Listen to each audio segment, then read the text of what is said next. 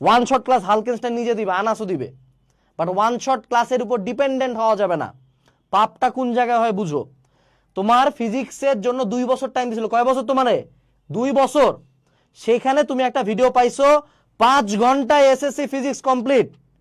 তোমার কি মনে হয়, আমি একটু মুখ খারাপ করে বলি, তোমার কি মনে হয় বোর্ডে যে সকল বড় বড় প্রফেসরেরা এই সিলেবাসটা ডিজাইন করছে, বইটা লিখছে, তারা কি বোকাচোদা যে 5 ঘন্টায় যেটা পড়া যেত সেটার জন্য তারা 2 বছর টাইম দিছে?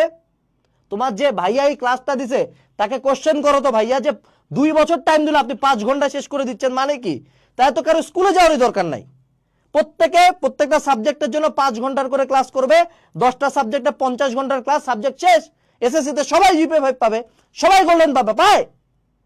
ওয়ান শটের সমস্যাটা হলো এই জায়গায় যে তুমি সারা বছর পড়বা না, শুধু ওয়ান শট করে পারাও, এটা না। ওয়ান শটের তো ভাইয়ার দোষ নাই রে ভাই। ভাইয়া কি বলছে যে 5 ঘন্টায় সবচেয়ে ইম্পর্টেন্ট টপিকগুলো রিভাইজ করা যেতে পারে, যা আগে পড়ছি বুঝি, এখন সবচেয়ে ইম্পর্টেন্ট কোশ্চেনগুলো ভাইয়া সলভ করছে, দেন দ্যাটস ওকে। তোমার যদি মনে হয় 2 বছর পড়বো না, বাট আসে 5 ঘন্টার একটা ক্লাস করে এসএসসি পার হয়ে গেলাম, তো পড়াশোনারই দরকার ছিল না, স্কুলের দরকার ছিল না, কোচিং এর দরকার ছিল না, এর থেকে দরকার তো ছিল না।